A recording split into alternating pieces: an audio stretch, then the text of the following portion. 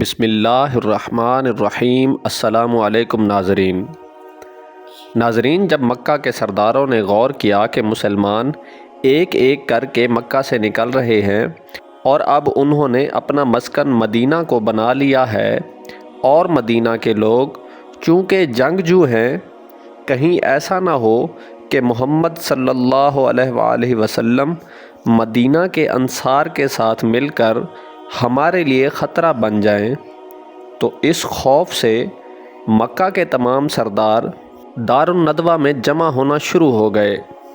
رسول صلی اللہ علیہ وآلہ وسلم کے خلاف جمع ہونے والے ان سرداروں میں شیطان بھی موجود تھا، جو ایک بزرگ کی شکل میں آیا۔ جب سب لوگوں نے ان سے پوچھا کہ آپ کون ہو، تو وہ بولا، میں نجد کا سردار ہوں، اور جس مقصد کے لیے آپ جمع ہوئے ہیں میں بھی اسی مقصد کے لیے آیا ہوں۔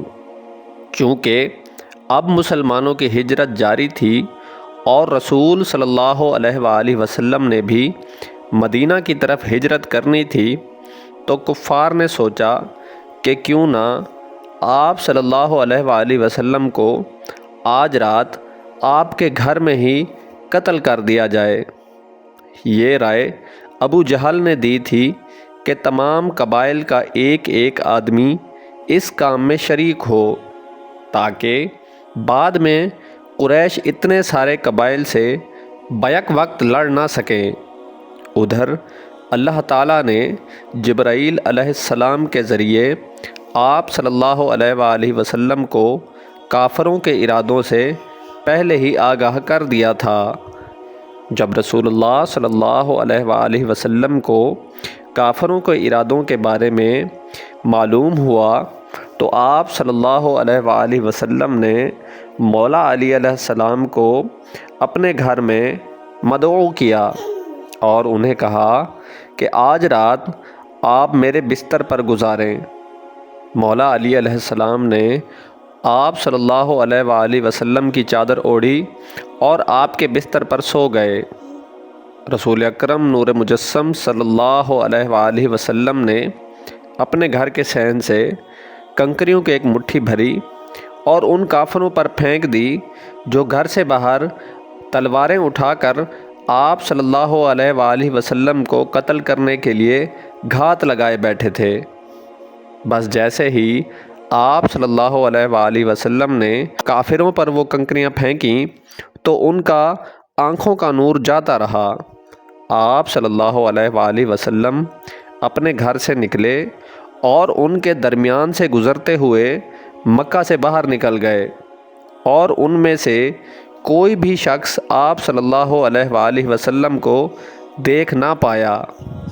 آپ صلی اللہ علیہ وآلہ وسلم سیدھا حضرت ابوبکر صدیق کے گھر گئے۔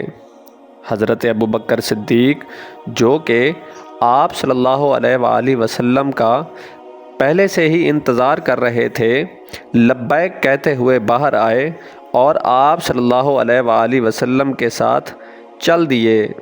حضرت ابوبکر صدیق اور پیارے آقا حضرت محمد مصطفیٰ صلی اللہ علیہ وآلہ وسلم چلتے چلتے غار ثور میں جا پہنچے۔ وہاں پر 3 دن تک قیام کیا۔ ادھر جب مکہ کے کافر آپ صلی اللہ علیہ وآلہ وسلم کے گھر میں داخل ہوئے تو انہوں نے دیکھا کہ آپ اپنے بستر پر موجود نہیں، اور مولا علی علیہ السلام آپ کے بستر پر سوئے ہوئے ہیں، تو وہ بہت پریشان ہوئے۔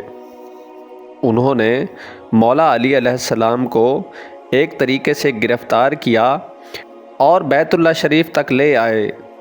انہوں نے مولا علی سے بہت بدتمیزی کی اور ان سے دریافت کرنا چاہا کہ رسول اللہ صلی اللہ علیہ وآلہ وسلم کہاں ہیں، جس کا مولا علی علیہ السلام نے کوئی جواب نہ دیا۔ اس کے بعد مکہ کے کافر آپ صلی اللہ علیہ وآلہ وسلم کو مکہ میں جگہ جگہ ڈھونڈنے لگے، یہاں تک کہ وہ کافر غار ثور تک بھی پہنچے، لیکن اللہ تعالیٰ نے ایک مکڑی کے ذریعے غار کے داخلی راستے کو جالوں سے اس طرح بند کروا دیا کہ گویا یہاں پر عرصہ دراز سے کوئی داخل نہ ہوا ہو۔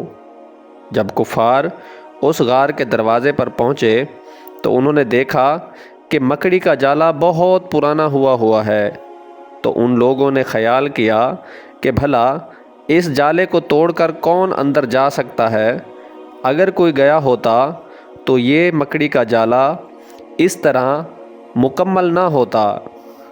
بس اسی خیال سے وہ غار کے دروازے سے واپس لوٹ گئے۔